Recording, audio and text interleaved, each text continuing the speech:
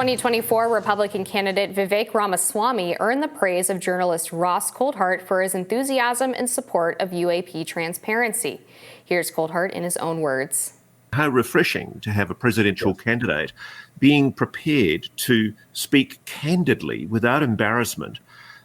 This is what Vivek Ramaswamy said ahead of the House Oversight Committee hearings.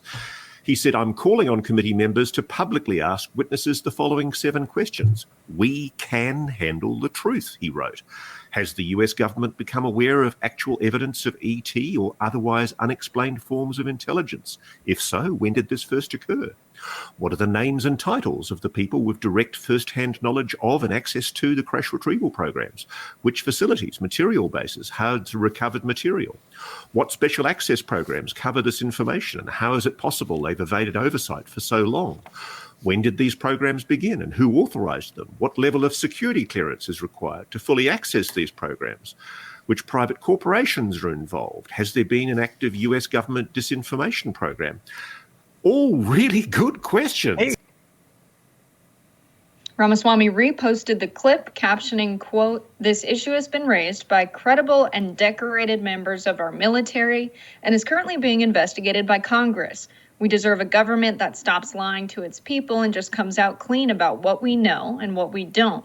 We can handle the truth, and we deserve a government that gives it to us." Meanwhile, just yesterday, the Pentagon unveiled the launch of its AARO, or All-Domain Anomaly Resolution Office, dedicated to publicly addressing anomalous phenomena. Here's a spokesperson with the Department of Defense with the announcement.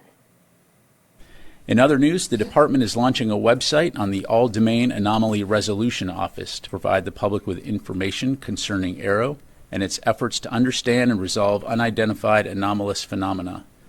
This website will provide information, including videos and photos, on resolved UAP cases as they're declassified and approved for public release. The website's other content includes reporting trends and frequently asked questions section, as well as links to official reports, transcripts, press releases, and other resources that the public may find useful. The department is committed to transparency with the American people on AARO's work on UAPs. The website will serve as a one-stop shop for all publicly available information related to AARO and UAP, and AARO will regularly update the website with its most recent activities and findings as new information is cleared for public release.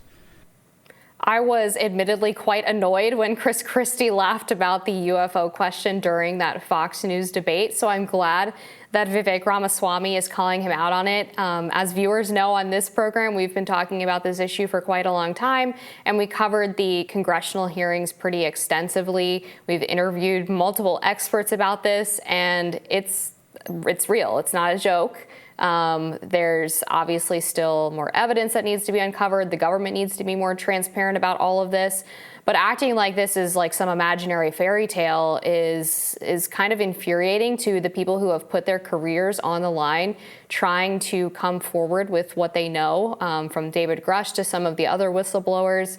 They say that they've actually provided the names of firsthand witnesses to Congress for them to investigate and talk to these people directly. Of course, a lot of this information is classified, but to laugh it off like that, I thought was really wrong from Chris Christie. He does a lot of wrong things, to be fair, but this one did definitely annoy me, Jessica.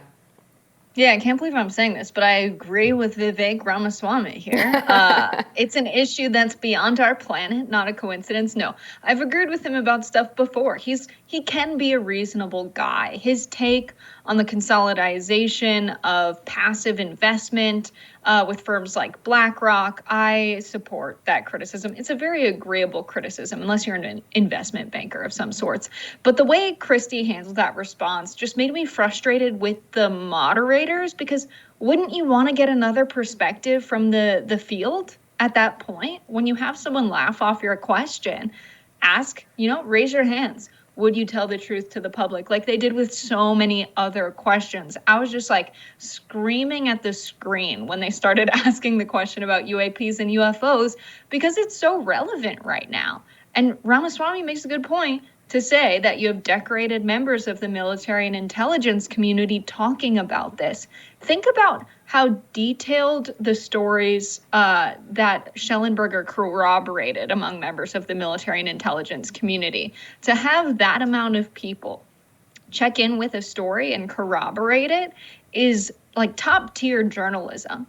I think back to Saddam Hussein being reported to have weapons of mass destruction. No one was like, I'll believe it when I see it with that.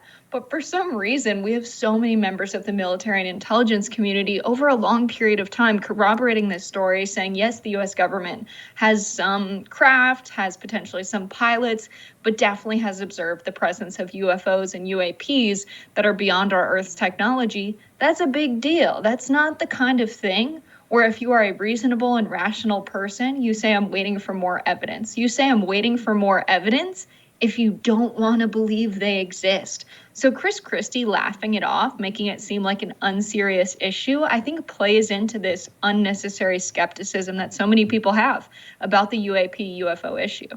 That's a really good point about the moderators not following up on the question, because it did make it seem like it was maybe a throwaway question or a question that they were using in the attempt to get clicks or get eyeballs on social media so that people could point and laugh about how this issue, made it into the debate. It was kind of a similar phenomenon to when they used that song from Oliver Anthony to open up a discussion about the economy. And Oliver Anthony responded to it and said, I'm talking about the people on this stage. This is not a Republican or Democrat song. This is an anti-establishment song. And so it was sort of the second instance of Fox misreading the room in that debate situation. And unfortunately, with so many of these debates, we see as well that the crowds are not grassroots supporters. They're not the party base. In many cases, they are filled with consultants and donors and individuals who are very entrenched into the political process. I know people were very confused when they were watching the debate, and they would hear half of the room cheer for a response on foreign policy from Vivek Ramaswamy, and then the other half would cheer when Nikki Haley was taking a much more neoconservative approach, and wondering, why is there not some party consensus on this? I mean, part of it is that the Republican Party is divided on some issues, but it's also because you have people in that room who have money tied up in particular responses or particular candidates. So it's just not a great representation of where people who are involved in the grassroots are actually voting and what they actually believe. So these debates in general are just not always the best way to glean, what candidates are going to do once they're in office. They have their responses very much pre-rehearsed and pre-canned. So I don't know if there's a better solution. I mean, I think, of course, candidates should debate and they can be very illuminating. But at the same time, I find myself often frustrated by what questions are asked, what topics are ignored, and the response from people in the room giving people the false impression of where the support lies. Yeah, and of course the canned responses you get that sound like they practiced it in front of the mirror 5 times before they went on stage, or 500 times before they went on stage that night.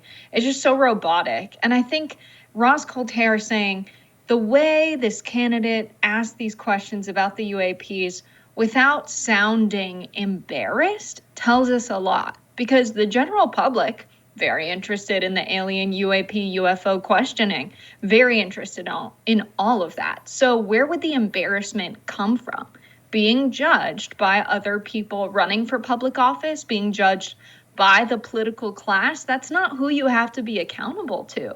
And so I think that way of acting a certain way and messaging a certain way, and what issues are okay to have strong opinions about or bring up during presidential debates or presidential campaigns, that plays in so much to our politics. And so many people are so sick of those rules governing the democratic process. We're not embarrassed for you to ask about life on other planets, especially considering the science, that it's more likely than not that there are other life forms in this massive universe. And so the way that the political class has controlled the narratives and therefore controlled political candidates' campaigns by making certain things socially acceptable to talk about or not by presidential candidates, that has such a stronghold on our democracy. And I think people are so sick of it. And that's why Vivek kind of won over the crowd with some of his responses, because he's definitely a candidate that is not embarrassed to bring some of that stuff up. He definitely doesn't have a lot of shame the way he was playing tennis and grunting and rapping to Lose Yourself by Eminem. I think he got a cease and desist from Eminem over that. But I think bringing up those issues and questioning the usual code of conduct that's kind of unspoken is really good.